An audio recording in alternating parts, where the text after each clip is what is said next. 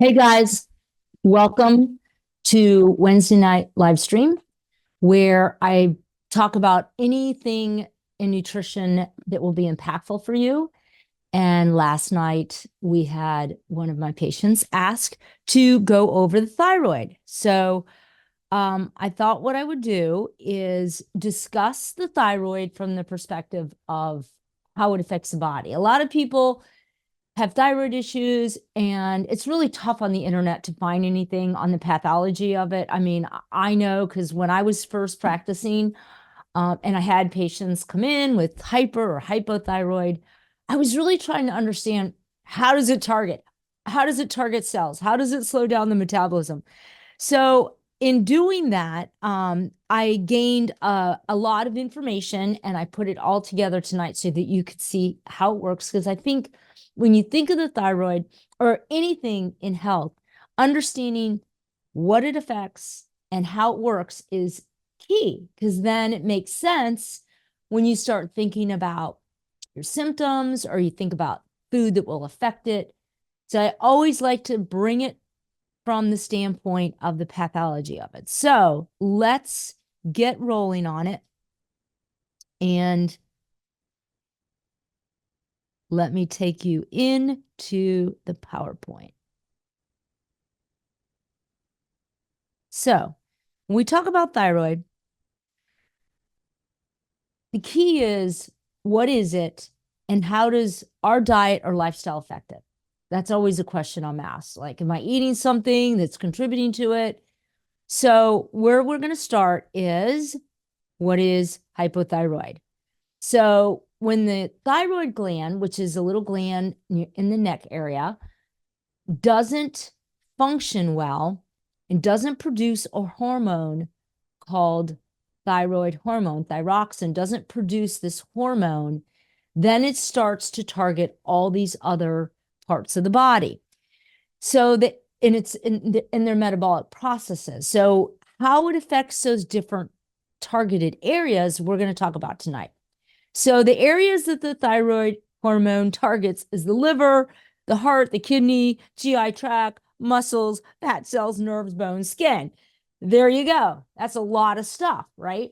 So we want to understand, first of all, what is the whole feedback loop? Like, what is causing the thyroid to be low functioning?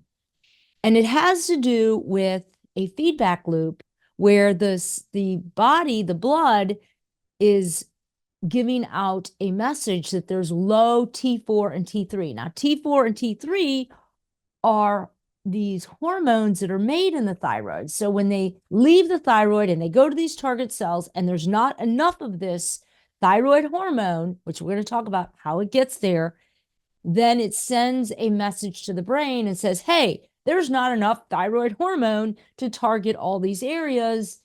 And then the brain sends out a hormone called TSH. And the reason I say that is because when you get blood work done on your hormone, you're going to see TSH, and that's the thyroid stimulating hormone. And if that is high, it means that you have low T3 and T4. It means that the other hormones circulating in the blood that are targeting these cells and doing all these great things for you, they're actually low. So when we get blood work, if we have hypothyroid, low thyroid functioning, we're going to see low T3, low T4. Those are the cells saying, hey, we don't have enough of this thyroid hormone to target all these cells and do all these metabolic processes, which we're going to talk about.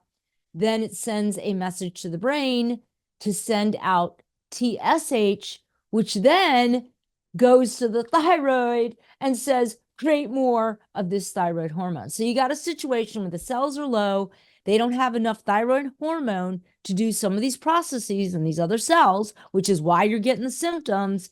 And then the brain is sent another hormone called TSH, thyroid stimulating hormone, and that TSH goes to the thyroid and connects to a receptor site and hopefully stimulates more thyroid hormone. So TSH, when you have enough of that surrounding your thyroid, it says, oh my gosh, produce more T4 and T3, which is is how it works normally.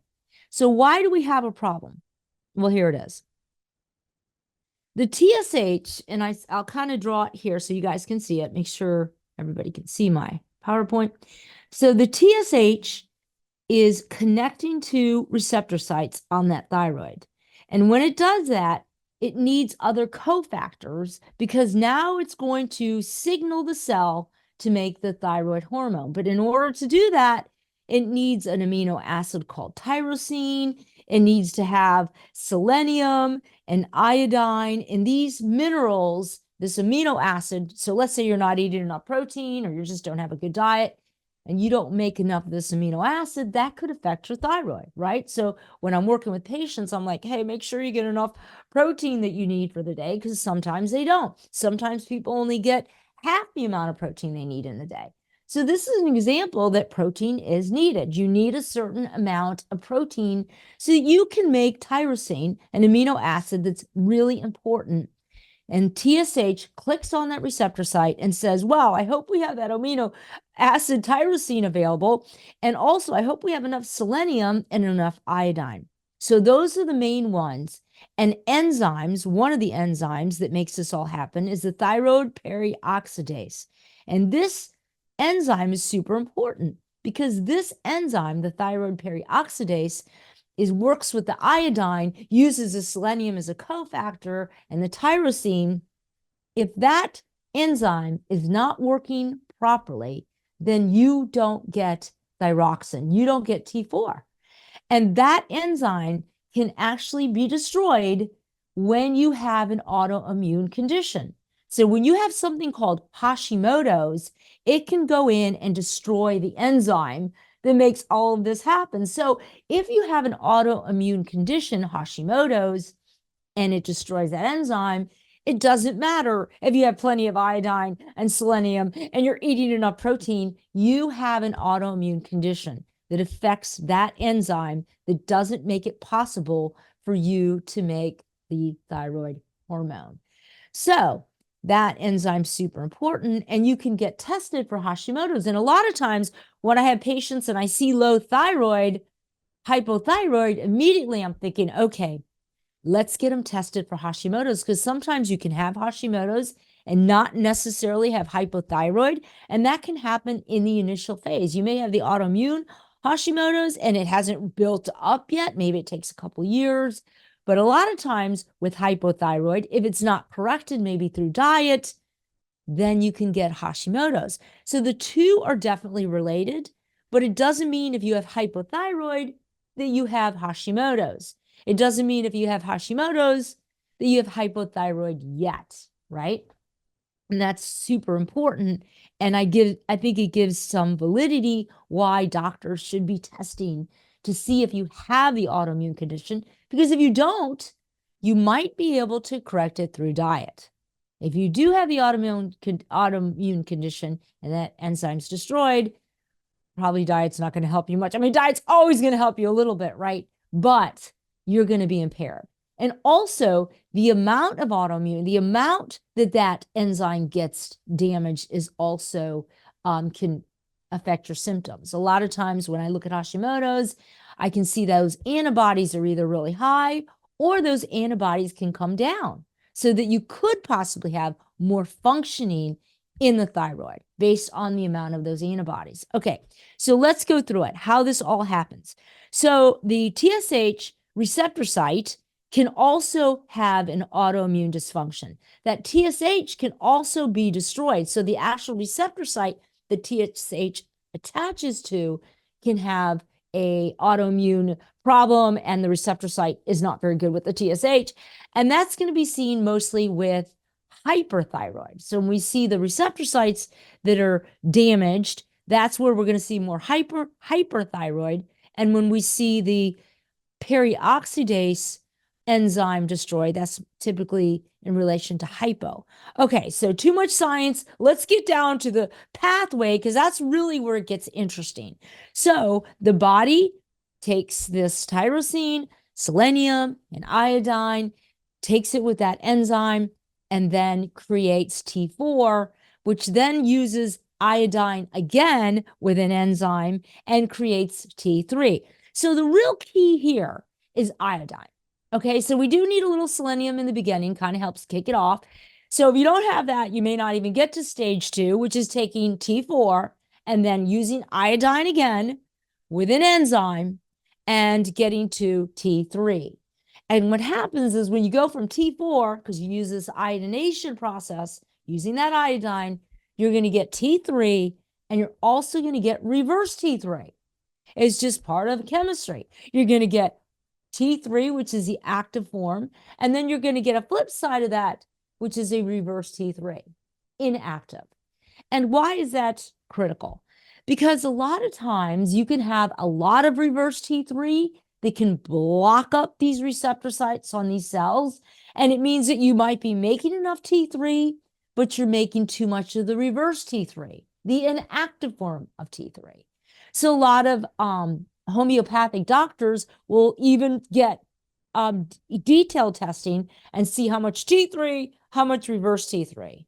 So they might say, hey, your T3 doesn't seem to be that low, but when they do further tests, they can find that you have a lot of reverse T3, which means that you're blocking up the receptor sites on these target cells with inactive hormones for the thyroid. Okay, so it's actually the T3 that does all the work. So T4 is a conversion with iodine to get you to T3, and T3 is actually the hormone that targets these cells. So let's look at how that works. With hypothyroid, oh, wait a minute. Let me go. I skipped a slide. Okay, there we go. So we're looking at T3 and how it affects overall cell metabolism, particularly the muscles, because you have so many muscle cells, right? So let's look at how it slows down the metabolism, because everybody says, oh, wait a minute. If I have low thyroid, it means that I gain weight because I have a slower metabolism. And nobody really explains to you how that works chemically. So that's what we're going to do right now. So what happens is you have this T3 receptor site goes to the DNA through transcription, which is just a fancy name for telling the DNA to make a certain protein. T3 attaches to that receptor site, goes through a transcription process, and creates a protein. That protein then goes to the membrane of the cell and through sodium and potassium gateways. So that's what happens with the cell. We have a lot of potassium and sodium channels. A lot of science there. Just know that the body's that protein's working with those channels and it's letting ATP cross over. Now, what happens when you have a lot of this protein, the body then says, wow, we're having a lot of these channel processes between the sodium and potassium, and we need more ATP. ATP, adenotriphosphate, is what's made in the mitochondria, and that has everything to do with energy. So, not to get real complicated, you have a situation with this protein that happens because T3 enacted on the cell, and when you make T3 normally, it creates a protein that goes to the cell membrane and increases your demand for ATP. And as it increases your demand for ATP, it means it goes back into the cell and says, gee, we need more ATP. Let's create more mitochondria. Because the way that you create ATP is through the mitochondria. So the mitochondria is the powerhouse of the cell, and that's where the ATP is created. What happens is that ATP circulates around the bloodstream, and when this protein goes to the cell and starts saying, wow, we're going to be using more ATP, and the cell goes, wait a minute, we need more ATP, and creates more mitochondria. So when you have normal thyroid and you have normal T3, you then keep a normal level of mitochondria. Your body kind of keeps making it. Now, mitochondria, we know, can also be made with an increase in exercise, because that means the body needs more fuel to have you move.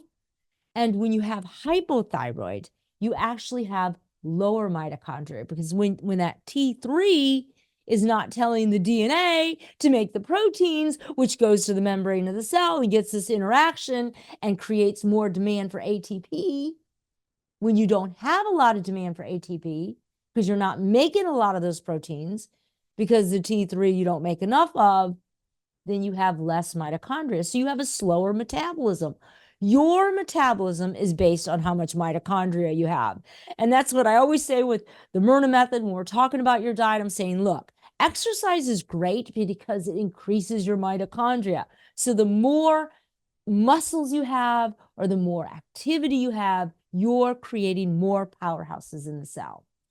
When you have hypothyroid, it means you're creating less powerhouses in the cell, which means your metabolism is going to be affected. It'll actually be slower. So it isn't like thyroid actually slows down the mitochondria, which some people think it does. It actually just decreases the amount of mitochondria. The body's not signaled to create more, which is what the body depends on the thyroid for. Yeah, keep my mitochondria at a good level. Hypothyroid, mitochondria are not at such a great level. So ATP is made in the mitochondria of the cell. The more mitochondria are needed to make more ATP. The more mitochondria, the higher the metabolism, or the greater the metabolism burn, and the more muscle activity. It also increases heat. And that happens. So when you have a lot of mitochondria, like really big, muscly guys, they're always hot, taking their shirt off. Well, I don't know about that, but they're always heated up. When you have hypothermia, when you have hypothyroid, you actually have a situation where you're cold. You actually don't feel, you always have to wear a sweater. You feel like you're cold all the time. It's because you have less mitochondria. So that's another symptom with hypothyroid. Hypothyroid, less mitochondria, slower metabolism, less heat generated, so you're cold all the time. So hopefully you got that. You can always ask me questions at the end. I can go back to this. Let's move on and talk about, and less muscle tissue. So with hypothyroid, sometimes it can be harder to build muscle, right? They can have more fatigue because they don't have as many mitochondria. So slower metabolism, less ATP, less muscle tissue, more fatigue. So let's talk about the liver. So T3 affects the liver. So you have receptor sites that sit on your glycogen cells. So you have glycogen that's stored in the liver. What is glycogen? Glycogen is stored sugar, and glycogen is also stored in the muscle. But in this case, T3 affects the glycogen in the liver. It also affects your body's ability to make sugar, make glucose. Liver's pretty cool because liver can actually make glucose from not even eating food. It's kind of a cool thing that the liver does. So what happens with T3, it affects your glucose. It actually can put more glucose in the blood, which is kind of a good thing in some ways because you'll have more glucose in the blood, which will be more available to muscles. But of course, if you have insulin resistance, which we've talked about before, then that can be kind of a problem if the liver's constantly dumping glucose in the blood. But in this case, with hypothyroid, you don't have a lot of this going on. So the liver's not as good at dumping glucose in the blood. So with hypothyroid, you can have more hypoglycemia. So a lot of times with thyroid issues, they can have more irregularities with blood sugar. So they can get a drop in blood sugar quicker. They might have hunger more relative. So because when you have low sugar, it could trigger your appetite to want to eat more. So they can actually increase their appetite because that's what low blood sugar can do. They can get nausea, the jitters easier. So that's just one way that your symptom is showing you getting hungrier more, maybe getting nausea and jitters more when you don't eat. That you're more sensitive to that because the liver is not very good with hypothyroid and supplying you with the glucose that you need. So a lot of times if our blood sugar drops, the liver says, I've got you, don't worry about it, and puts glucose in the blood. Hypothyroid may not do that as well. So hypothyroid can affect that area, make you more jittery, make you feel like you're hungry quicker. So you miss a meal and you notice it has maybe more effect. Then the other thing it does is that it stimulates your LDL receptors. And why is that key? LDL is the bad cholesterol. So a lot of times people that have hypothyroid, I'm also going to see elevated LDL, because what it does in the liver is this thyroid, this T3, stimulates the receptor sites on the liver to uptake more LDL, which is a good thing, because then you don't have LDL in the bloodstream. The liver's taking the LDL and helping clear it from your blood. So when you have hypothyroid, you don't get that stimulation. So typically with hypothyroid, we're going to see elevated LDLs. They're going to have higher cholesterols, the bad ones. Okay. So let's go on and talk about T3 and how it affects the heart. So we have a receptor site. T3 sits on that receptor site and in the heart muscle, and it helps with the contraction of the heart. It actually helps with cardiac output. It increases your heart rate. So if you have hypothyroid, we're typically going to see a lower heart rate, right? And it's going to increase their blood pressure. Why is that? Because they have less cardiac output. Their circulation's affected. And this then has an effect on the kidneys, because the kidneys really want to have good cardiac output. So a lot of times you'll have kidney disease when you have heart disease, because the two go together. So that's how hypothyroid can affect that. Also, because of the cardiac output being affected, you can have swelling in the legs and hand, so fluid retention. So all of this is because the body depends on that T3 to create a more efficient heart, better cardiac output. Now, let's talk about hyperthyroid. A lot of times they may over-medicate people that have hypothyroid. They give them way too much thyroid medication, and it can actually increase the heart rate, and it can cause cardiac problems, and then it creates too much stimulation, okay? So that can go the other way as well. That's why a lot of times when they're doing thyroid medication, they've got to be careful not to give too much, because it does affect the heart. So let's talk about the GI tract. T3 actually helps keep motility in the GI tract.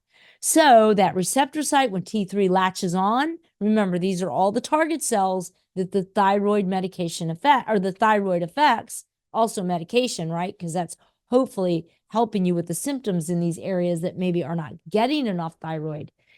So T3 helps in the GI tract create motility. And why is that important? Because it helps so that you don't have constipation. It helps with digestion. Now, if you have hypothyroid, I'm always going to see gut issues. I mean, I'm telling you, I have a patient with hypothyroid, always have some kind of gut issues, because it affects the motility, which then affects constipation. They're going to get more constipated. Also, it's going to affect digestion. So now with all my patients, I'm really bringing in those digestive enzymes. So because I know those digestive enzymes can really help, because they're not digesting. When you don't digest, because you have constipation, because you don't have the thyroid medication to keep that motility, you're going to be more susceptible to small intestinal bacterial overgrowth. You're going to be more susceptible to the bad gut bacteria. And then you have a cyclical cycle of bad bacteria, low digestion, because when those bacteria in the gut get really overgrown, the bad guys, they actually destroy your enzymes. So here we go, round and round. Hypothyroid affects the motility, creates constipation, which then this food sits around. It creates small intestinal bacterial overgrowth. Small bacteria overgrowth then affects digestive enzymes. So now you don't have digestive enzymes to break down your food like you did, because you have this bacteria, all because of this thyroid. So that is really a major thing with hypothyroid, is that we want to make sure we get the gut taken care of, because small intestinal bacterial overgrowth can affect so many other areas. And I've done live streams on those, right? These bacteria travel to other parts, and they can affect cells, right? So they target certain areas. So real important to take care of the gut, especially if you have hypothyroid. So increase in gut bacteria actually also deregulates the appetite. And we talk about this all the time in the Myrna method when I talk about gut bacteria being a real culprit in increasing your appetite for foods that are not favorable. It actually changes your palate. So when I have somebody that doesn't have really healthy gut, they actually are more prone, or they have more of a desire for foods that keep those bad bacteria alive. So they actually crave more processed foods. We know those bacteria in the gut can travel up the brainstem and affect our appetite. So hypothyroid, yeah, probably going to have a desire for more junk food, have more gut issues, digestion issues. They're going to have small intestinal bacterial overgrowth, IBS. And of course, then the way they treat that is they start eliminating all these foods. And I'm totally against that. I say, let's fix the gut, not let's take away all the foods that can actually make you healthy. Let's talk about what T3 does on fat tissue. So there's receptor sites for T3 on fat tissue. These are the target cells that I'm talking about that are affected by your thyroid. So with hypothyroid, you're going to have less of a breakdown of body fat because T3 receptors, when the T3 attaches on those fat cells, it helps break fats down. And which is a good thing because we want fats to some degree, as long as you don't have too many breaking down. So if you're really fat, right? Let's say you're 40 or 50 pounds overweight, or even 100 pounds overweight, and you have all these receptor sites for T3 sitting on these fat cells, you're going to get a lot of fatty acid breakdown. That's just the way fat cells work. Fat cells become enlarged and they break down fatty acids. Fat cells work with hormones and break down fatty acids.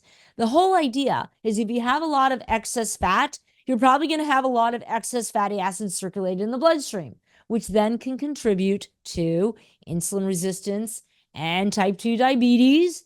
But in this case, right, when we have a low amount of T3, then we don't break fats down as well, which means that we're holding on to fats in fat cell. And if you have insulin resistance in combination with that, and you're better storing fats, then that's a double whammy. Then with hypothyroid, you can now understand your metabolism slower because you don't have as many mitochondria, which is why with hypothyroid, I want to get them at least exercising to at least increase some of those mitochondria. But also, you are holding on to fat more, right? You don't release as many fatty acids into the system, which the body, if you're kind of normal metabolism, it does release some fats to be burned. And so it's like this normal metabolism process. So the other thing that goes on and what it affects is also nerves. So with hypothyroid, well, first of all, T3 has a receptor site on your nerves, and especially in the myelination area where the nerves are sort of wrapped in these fatty sheaths that are made from fats and proteins, and they protect the nerve cells. In fact, when you have MS, this area of the nerve cell becomes damaged and you don't create those sheaths to protect them. So this myelation process is your body making sure you have this nice little coating, and the thyroid helps do that. It helps keep those myelin sheaths healthy. Now, when you have hypothyroid, you have less nerve potential because those sheaths are what help the nerves function better. That's when you can have neuropathy. A lot of times with hypothyroid, they'll have tingling in their hands and feet, and they also will have slower reflexes. So it actually does help with nerve stimulation. That's what the thyroid does. And then the thyroid also T3, oh, I forgot to put my little T3 receptors there, but imagine they're there. So T3 also has receptor sites on the skin cells, which means that it stimulates follicles, hair follicles. T3 does that. It also helps with sweating. So if you're hypothyroid, you could have hair thinning. You could also have a hard time in the heat because you don't sweat as easily. So you can get overheated easier. Even though you tend to be cold, you still can be more prone to overheating. So you'll notice with hypothyroid, once they do get exercising and moving around, sometimes they really heat up fast and they can be really bothered in a really hot day because they don't have as good of a system in sweating. The other thing it does, another target cell, is it also helps regulate bone breakdown and bone building. It keeps that homeostasis in the bone. So hypothyroid, there's also an increase of bone loss because you lose that regularity because that T3 helps keep that homeostasis. So let me just go back and review because that was really a lot. I know, I get it. So let's just go back. I want to check the chat just to make sure. And then we're going to go back and review.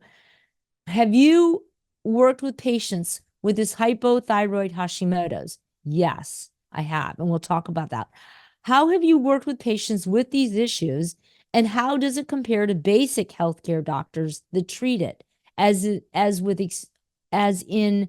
through your experience? How can healthcare professionals improve in treating people with these issues? And lastly, how does the Myrna Method Nutrition Program compare to other diets when dealing with these conditions? Would be curious your thoughts on these things. Thanks. Okay, so bottom line, good questions. A lot of times doctors don't even do a thyroid panel unless they hear you've got symptoms, then you're fatigued or you can't lose weight, then they might run a thyroid panel. And usually what they'll run is just the TSH. They'll see if you have elevated TSH. And if you have elevated TSH, then they'll say you're hypothyroid. Do they test for Hashimoto's? No, they don't. And why is that? Because they don't really treat you any different. If you have hypothyroid, they're going to treat you the same as if you have Hashimoto's. Why I want to know if you have Hashimoto's is because a lot of times if you have hypothyroid, okay, and you don't have Hashimoto's, we can fix it through diet. Yeah.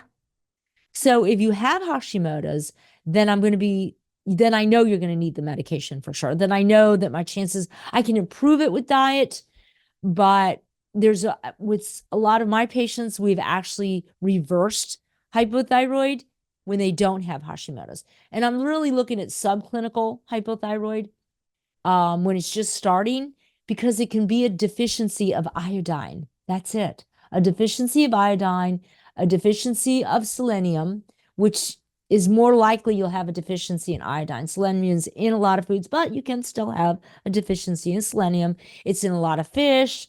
Nuts have it. I can kind of pull up some foods that have it for you guys later if you'd like to see that. But bottom line, it's usually the iodine, because iodine is in the soil. Iodine in our soil, the way we're farming, we don't get it in our foods like we used to. Iodine is in the sea, so you're going to get kelp. You're going to get it from fish. So people that don't eat a lot of that are not on the coast. They're not going to get a lot of this iodine. The government fortifies salt with some iodine, and because so many people in the 40s and 50s were getting goiter. So when the thyroid is starving for iodine, it becomes enlarged. It's like it's just praying it can find any morsel of iodine. And this is a sign that you have some type of iodine deficiency, is you'll get real thick in the neck area, that thyroid's engorged. So bottom line, you fix it by bringing in some iodine. You got to be careful, because if you do too much iodine, can be a real problem, because then you can really screw the thyroid up, because you can get hyperthyroid. So iodine's a mineral that you may not get enough of, but you can't just go supplement megadosing on it. And I've had patients that were hypothyroid and they went to see some crazy doctors, or went to people that were advising them to take mega doses of iodine, and then they created a worse problem with their thyroid. Especially if you have Hashimoto's, too much iodine can be a real problem. So we'll go into the amount of that also for you guys. real quick. So in case some of you came in late, it's always good to review it because I find people learn better when we do this.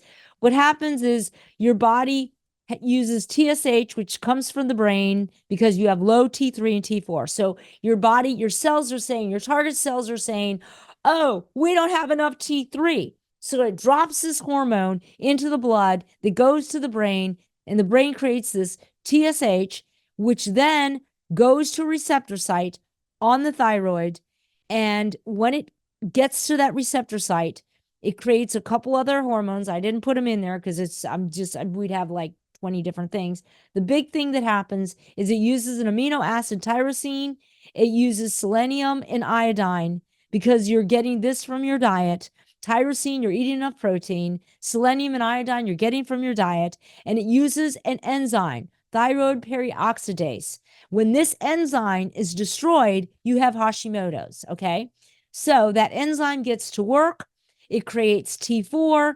It's using that iodine, that enzyme. And then what happens is you use a second phase where the body takes T4, again, using iodine. Look at that iodine, super important. So if you're deficient in iodine, you're not going to get to T4. You're not going to get to T3. If you're deficient in these things, you're going to have hypothyroid, period. Okay? So what happens is the body then creates two types of T3, the active form and the inactive form. Then these the T3 can go to the target cells and do everything we just talked about. So the target cells, the ones that it works on are, hold on a minute, the liver, the heart, the kidney, the GI tract, the muscles, the fat cells, the nerves, the bone, and the skin. All these are target cells that have a receptor site waiting for that thyroid hormone to do its job. And why does the metabolism get slowed down? Because when that T3 sits on that receptor site, it tells the DNA to create this protein that goes to the membrane of the cell and demands more ATP. Then the cell says, whoa, you're demanding more ATP. I got to create more mitochondria. What's the mitochondria? It's your metabolism. You need the mitochondria because you use it with food and oxygen, and you make something called ATP. Your mitochondria takes the food you eat and the oxygen in the air and creates something called ATP. And that ATP circulates all over your body. Well, this protein goes to the cell and says, hey, we need more ATP. So that T3 signals your cell to create more mitochondria because that's how you get more ATP. You have hypothyroid, that signal doesn't happen, the proteins aren't made, the cell gets kind of lazy and it says, oh, I didn't know we need more ATP. And you have less mitochondria and you have less metabolism. That's simple, okay? So, and then you're going to be colder, right? Because the less your metabolism, the colder you are, the more muscle you have, the more heated up you get. And then the liver, it basically increases more blood sugar, which is kind of a good thing in some ways, because then you don't get hypoglycemia, low blood sugar as quickly. The other thing it does is it stimulates your LDL receptor sites. That's a good thing because LDL is the bad cholesterol. So if you have the liver being stimulated to uptake more LDL, that means those LDLs are not going to be in your arteries where they cause inflammation and cause heart disease. No, no, no. T3 said, bring it to the liver, baby. We'll soak these suckers up and we won't let it go in the arteries. So hypothyroid means that those receptor sites that uptake that LDL are not stimulated. So now the LDL is more in the blood, causing more problems for you in the arteries. The other thing is it actually helps with the contraction of the heart muscle. It helps with cardiac output, which is a good thing. But if you're hypothyroid, it can be a bad thing. And this can also affect the kidneys because they're related. The GI tract, never met a person that had any type of thyroid, whether hyper or hypo, that didn't have GI issues. So there's receptor sites in your GI tract for T3. That's another target cell. And when T3 attaches to that receptor site, it creates more motility, which is good. We get more movement. That's what fiber does. Fiber helps create motility as well. So if you're hypothyroid, it means that you probably should be eating more fiber, right? You want to get the movement in the GI tract because you don't have as much movement because you don't have a thyroid hormone helping you do that. You're hypothyroid. So less motility means more constipation, which means more gut bad bacteria. Those bad gut bacteria affect your digestive enzymes. So now you're running this circle of IBS, constipation, low motility, poor digestion. The whole thing is just a big hot mess because the T3 helps keep the GI tract in its motility. Fat cells also have receptor sites for T3. And when you don't have enough T3 sitting on those fat cells, they tend to hold on to fat more. And that's not so good when you have a slow metabolism because you don't want to hold on to more fat. Now, combine that with insulin resistance, which makes you store more fat, and you've got a double whammy. The other thing it does is that it helps with the myelin sheaths on your nerve cells, which is a good thing. But if you're hypothyroid, you don't have that action potential in the nerves because you have less thyroid to do that. Your reflexes are off. It also can, oh, by the way, on the reverse, if you're hypothyroid, that's why they always have a lot of anxiety. You're going to have a lot more activity in your nerves. So hyperthyroid, you're going to see a lot of anxiety. They're going to be nervous all the time because it affects, they have too much of the receptor, too much T3 going on in those nerve areas. Okay. And then the other thing it does is bone. Oh, I have skin next. Yeah. So basically it can affect the follicles of the hair. That's why you get thinning of your hair. It can also make it more prone for heat exhaustion. You know, you don't really tolerate the heat well. You don't sweat as well. And it also helps with bone stability. It keeps the bone building and the bone loss kind of at the right temperament. So when you don't have enough T3, then what can happen is that you can have more prone to osteopenia, bone loss. So that was a quick review. Let's go into some of the science. Let's talk about now, what does diet have to do with this? How does it relate? So some of the studies show that estrogen dominance, so when you have more estrogen in circulation, so with women, we see a lot more hypothyroid than in men, okay? 10% of the population have hypothyroid, and of that, 5% are undiagnosed. They don't even know they have it, right? Because it's subclinical, it's kind of on the edge. But mostly it happens in women, perimenopausal, kind of in that point in their life. This is typically when you'll see it, not always, but estrogen plays a role in it. So how does this relate to diet and lifestyle? When you have bad gut bacteria, you actually have a situation in your gut where you have an acid in your gut. Well, I'll kind of go through this here. You have a certain acid in your gut that helps bind free roaming estrogen. And that's a good thing because it binds the estrogen in the gut and then you just poop it out. So you don't have the estrogen floating in the bloodstream because that's estrogen dominance. So as you get older, the estrogen drops, right? And so when it doesn't drop, this is what can create some thyroid issues because this excess estrogen can actually block some of those receptor sites for the T3. So the increase in estrogen can happen with an increase in bad gut bacteria because the bad bacteria do not allow that conjugation, that binding of the estrogen in the gut. So you have these bad bacteria that don't allow that to happen, that actually cleave that binding. And now you got this free roaming estrogen rolling in the bloodstream. So let's talk about that because I just said when you have hypothyroid, you tend to have gut issues. That's why it's so important with hypothyroid. we maintain a high fiber diet because we want to keep the motility. We want to keep the gut healthy. Maybe you have to get on some digestive enzymes. Bottom line, it's going to also increase estrogen, right? Because that bad gut bacteria, that SIBO, creates more estrogen dominance. Okay, and then the other thing, and this, let me just go back to the highlighted area.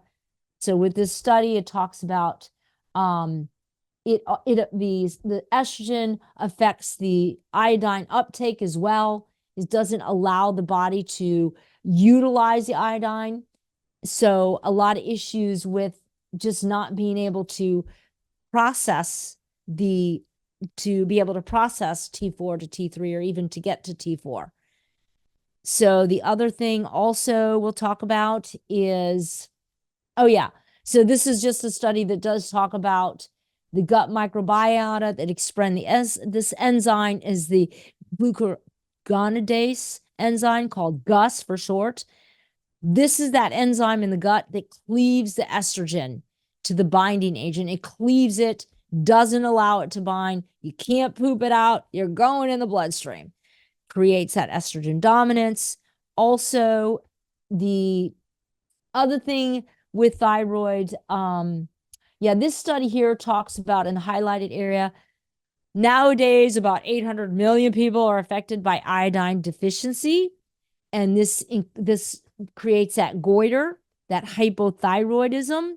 And if you have hypothyroidism and you're pregnant, it can lead to mental retardation in your child, which is not such a great thing, which is typically they test for hypothyroid when you're pregnant, or they should. Also, and they look at the bottom highlight area, it says here, lack of monitoring iodine nutrition can lead to a reappearance of goiter. So once you've had it, you're more susceptible to it. And this iodine deficiency is this hypothyroid. It also talks about selenium being a big part of it. It works with that enzyme to create that thyroid. So you can have a situation where you have low selenium, low iodine. They also talk about, in the pink highlighted area, I wanted to bring some light into this because there's a lot of controversy around vegetables, cruciferous vegetables that have these thiocinates, these chemicals that can actually affect the absorption of the thyroxine. They can actually affect the uptake of the iodine as well into the thyroid. So what happens is, when iodine goes to the receptor site to get into the thyroid so it can do its deal, some of these other herbs or soy can affect iodine so that it can't attach to that receptor. The only time this has ever been a problem in any studies I've ever looked at, and it's very brief, it's not like it's just you're eating broccoli, because that's what's going to have a lot of those cruciferous vegetables, or broccoli and cabbages and some of these great vegetables that have so many great properties, or even soy. People that have thyroid, it's like, okay, they're told not to eat it. Now, if you have Hashimoto's and you're taking thyroid medication, then the iodine isn't going to matter, right? So you're really depending on the medication, and then it can make some difference. So you can't eat soy or broccoli or some of these ingredients when you take your medication. That's it, when you take your medication. Once you're done, maybe 2 hours apart, you're fine, because the medication's already gone in, done its thing, making your thyroxine for you, doing the T4, T3 thing for you. That's what the medication's doing. So if you're on medications, then I'm advising, definitely we don't want to do some of these vegetables, cruciferous vegetables or soy, when you're taking that medication. But if you're not on medication and you have plenty of iodine, it doesn't make a difference. You're not going to get hypothyroid because you're eating soy. Okay, that is a myth. You're not going to get hypothyroid because you're eating cruciferous vegetables. Doesn't happen. It's when you don't have enough iodine, you're deficient, which then you're going to probably get it anyways, but you're deficient in iodine, okay, and selenium, and You just happen to eat a lot of soy. That's like the perfect storm. Okay. Because the little bit of iodine you have, you're causing it to not even be absorbed well because you're eating all this soy. But if you're taking plenty of iodine, it has no effect at all. Okay. So I wanted to really clear that up, because the only time that's a problem is when you're iodine deficient, which then means you're going to be more prone to hypothyroid anyways. Okay. So I know, because a lot of times people come in and they're like, oh, I can't eat soy, I can't eat broccoli, I can eat cabbage because I'm so afraid of getting hypothyroid. It's in my family. Myth. All right. So I just want to again talk about insulin resistance, because some people may not know what that is, and I talk about it a lot. I feel it's the biggest culprit we have for obesity. Insulin resistance is when you have your receptor site in your cells that get blocked with too much fat. So these receptor sites, insulin receptor sites, every time you eat glucose, you release carbs into the bloodstream. You also release insulin. Insulin attaches to a receptor site that sits on muscle cells, also sits on brain cells. This receptor site talks to a messenger who talks to another messenger and brings up the transporter 4 that then allows the glucose into the muscle cell. These receptor sites can get clogged with too many fats, too much excess fats. This is the cause of type 2 diabetes. When you have a hypothyroid issue, okay, then what's going to happen, you're typically going to gain weight. Why is that? Because your metabolism is slow, okay, and you're holding on to more fat. So because you're gaining weight, and maybe because you're eating too many fats, because nobody talked to you about how to balance your macronutrients, chances are you're going to get insulin resistance. And then this is going to create some other issues in weight. It's going to really be tough to lose weight. We can get rid of the insulin resistance, and it'll really help. And that'll help us with not storing more carbs or more glucose into the fat cell. When you have insulin resistance and you are no longer able to get the sugar in there because this messenger never talks to this messenger, because you got all these fatty acids clogging up that receptor site, glucose begins to build up in the blood. As glucose fills up in the blood, then the insulin receptor site is activated in a fat cell, attaches to the insulin receptor site in the fat cell, and it allows the glucose that's in your blood to go in a fat cell. So you become a more fat store. You begin to store more fats because you have insulin resistant, and you have hypothyroid, which means you hold on to more fats and your metabolism's slower. So that's the whole weight gain thing with hypothyroid. And how do we reverse it? Well, first of all, if you don't have Hashimoto's, so if you get your TSH is high, make your doctor test you for Hashimoto's. You don't have Hashimoto's, then start working on your nutrition.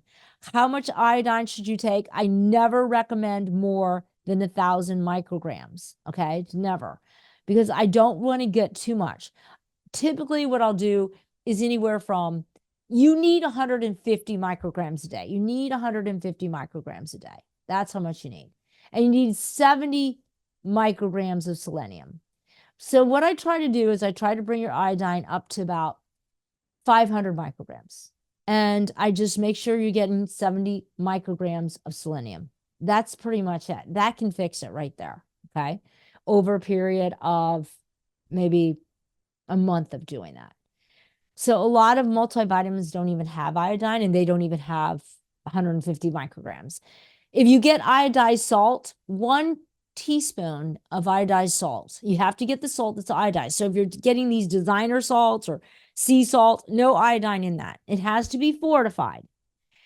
1 teaspoon of salt has got about 150 micrograms.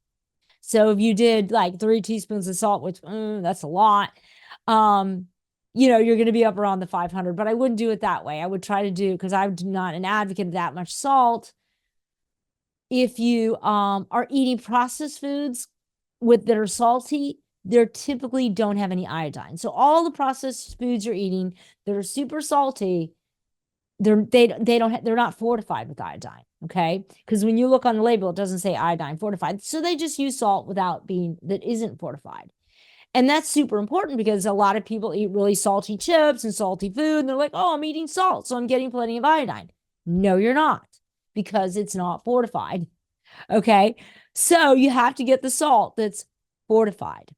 So I hope this helped. And I always want to relate it back to the Myrna method and eating right and how important it is to balance that diet.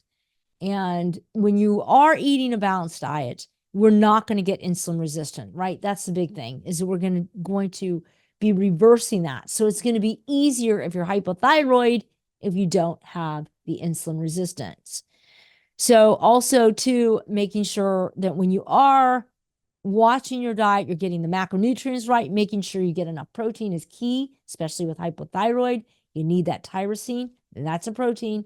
Got to be eating it. So that's important to just eat this balanced diet. Also, with hypothyroid, we want to make sure we're getting enough fiber because you may not have the motility. You're going to be more susceptible to irritable bowel syndrome. Okay, I'm looking. It's 3 minutes till 8 because I try to finish these in an hour. I'm trying to be considerate of your time. I'm looking at the chat. Yes, I have an empty bottle of iodine that you prescribed for me sitting on my desk for months. Yikes. Yes. And I wouldn't just take it unless you have low TSH, right? I mean, unless you have high TSH, unless you actually have hypothyroid. Let's see any other questions here. Okay. How do you know how much iodine and selenium is needed to treat? Yes. How much is, and let me write that for you guys. So you have it. So this is the amount micrograms of iodine that daily. This is your RDA, recommended daily allowance. Okay. And 1 teaspoon of salt, iodized salt, is going to give you that. Look on your multivitamins, see if they have that. And if your TSH is high, so you're getting that feedback that you have low T3, T4, it's low. So this is triggering the thyroid to create more. So you're going to have high TSH on the blood work because that's probably the only one the doctors really do. Then that means that you may be low in iodine and selenium. So what you want to do is you want to make sure so selenium isn't something you megadose on. You don't really megadose on some of these, right?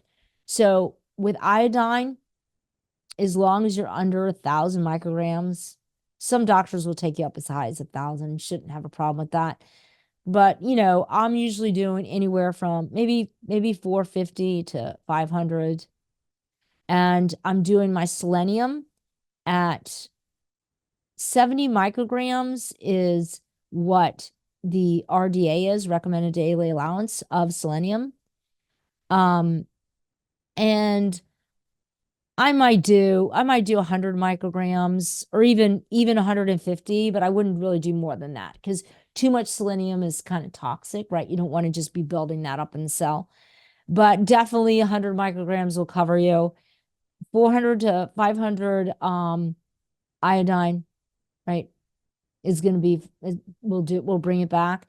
And then once you get regulated, okay, you don't have to keep doing that. Just make sure that your multivitamin has, and that's like when I'm giving multivitamins for my patients, I'm always covering their iodine and their selenium, always, especially with women, men too. I always cover it. So I always make sure my multivitamin has 150 micrograms of iodine and 70 micrograms of selenium. Okay. So 1 Brazil nut a day, 1 Brazil nut a day has 100 micrograms of selenium, Brazil nut. Okay. So that's pretty cool. So you could do 1 Brazil nut a day and you could be pretty good. Do 2 Brazil nuts, you're still pretty good. It's about maybe 100, 150 for 2, you'll be under 200. So 1 Brazil nut and you're done. I wouldn't be eating a cup of Brazil nuts, right? Because that could be a real problem because you could have selenium toxicity if you keep doing that. So 1 Brazil nut will cover you. And that's kind of a cool thing. That's the only food I know that has that much selenium in it. And fish also has selenium. Selenium also helps detoxify mercury, which is kind of interesting. But anyways, so I hope that helps. If you have any questions, you guys can unmute your mic. Let me see if I have any more chat stuff. Anyways, so Anita, you're the one yesterday that asked me to go over thyroid. Did I cover it for you? Did I reach all the areas that you were hoping to get tonight? You can unmute your mic, or you can just say yes or no in the chat, or you have any additional Yeah. questions. But the problem is that I've been told recently, in the past, I had lower thyroid, and you had me do the Brazil nut of 1 selenium and the iodine drops. And now I've been told I have goiters, the little tiny cyst on the thyroid Okay. that are benign, but I Okay. have hyperthyroid.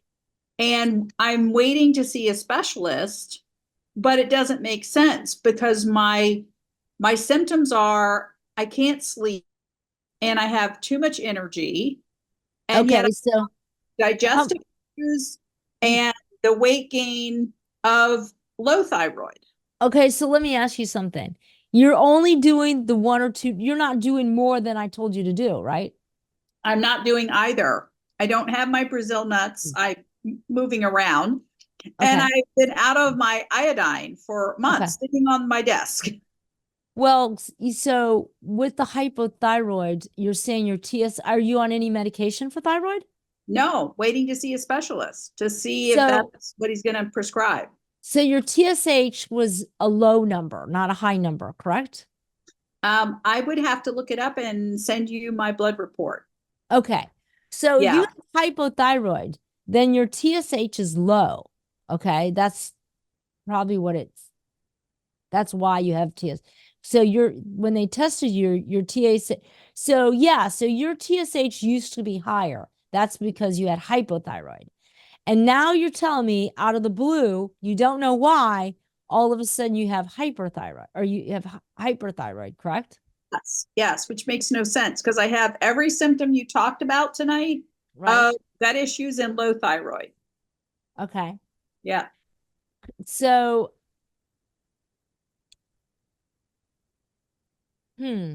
yeah, that's interesting, right? And has this ever happened before? No, no, this is a new thing. You know what? And my internist is sort of blaming it on having some of the energy drinks like Celsius that have Yes. adaptogens in them. Oh, yes. Okay. Yes, that can do that.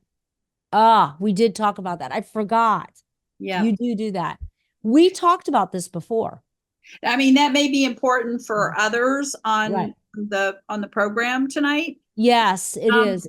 Something like Celsius and other of the adaptogen energy drinks have become Yes. very, very popular, Yep. including ones that claim to be all natural with no sugar, only natural caffeine, but it might be other chemicals in there that are wreaking havoc on our thyroid. Yes? Yes, absolutely.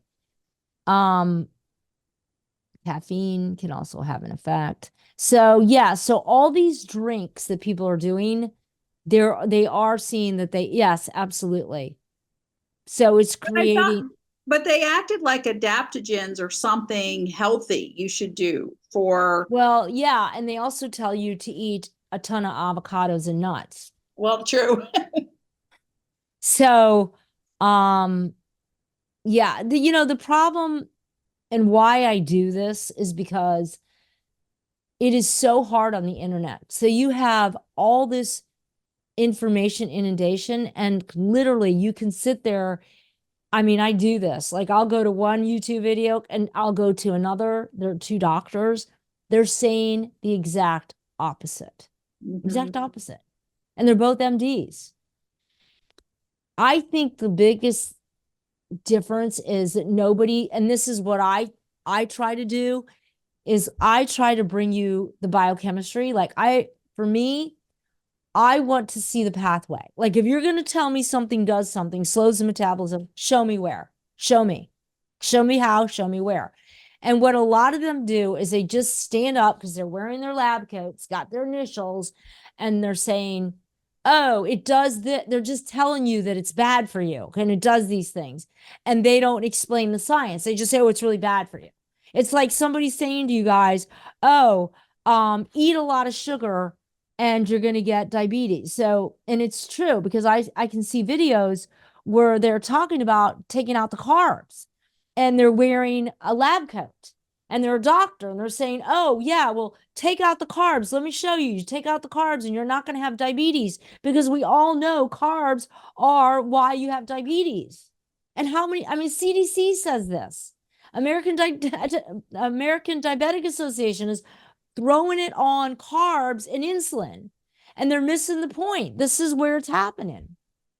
So it's really tough out there to try to, and then you get all this information and you don't know how to tie it together. Like you don't know, how do I make it work for me? How do I leave there and know what to eat? And then people start eating kind of, they morph eat, like they're eating weird stuff because they just think that that's what they need to do, that one type of thing. But yeah, Anita, you're right. A lot of these supplements, and half of them, I don't even, so I don't really do herbs. Like I don't really, I do food.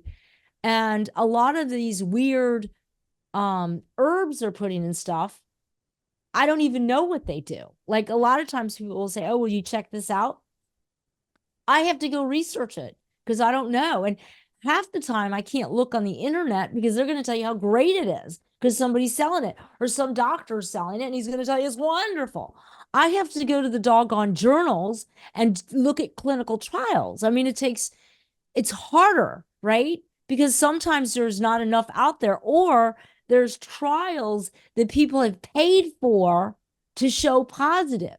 That's what I see with a lot of stuff. So it's really a hog mess out there, right? It really is. I mean, I say try not to do a lot of this stuff and try to go more from the natural stuff. Try to go from stuff we do know about, which is food, right? And not go for these weird drinks that have goyerna, gina, jinga biga, or somebody says, oh, don't you know about vinga dinga? I'm like, I don't. I gotta go look it up. And then I usually find that Vinga Dinga is a trademark, and it's like, oh my God, it's not even Vinga Dinga. It's like some other chemical. And I mean, I don't mean that was like, why did I get into that? But anyways, yeah, I mean, it's a problem. It's really a problem out there.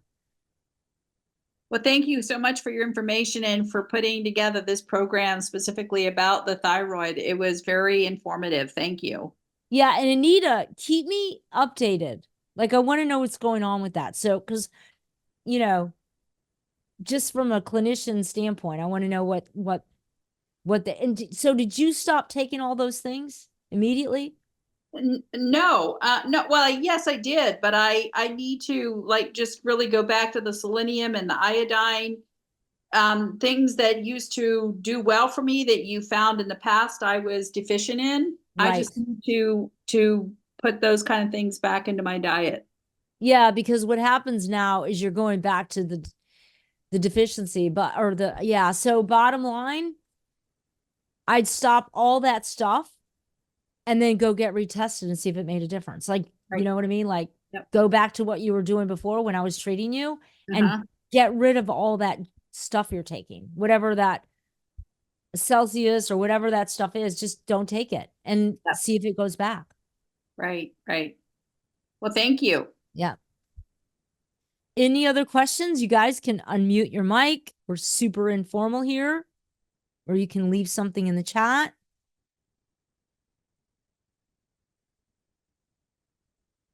I got a message in the chat. Learned a ton. Thank you so much. Thank you, McKenna. Awesome.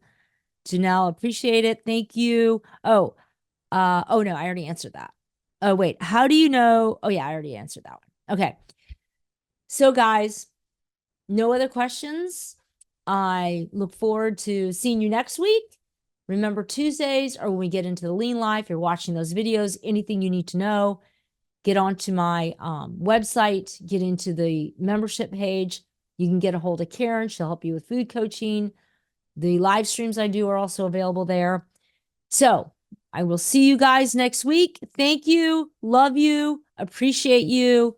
See you next week. Drop me a line if there's anything else you want me to break down in nutrition. Until next week, I'm trying to figure out how to close out of here. Okay, there we go, guys.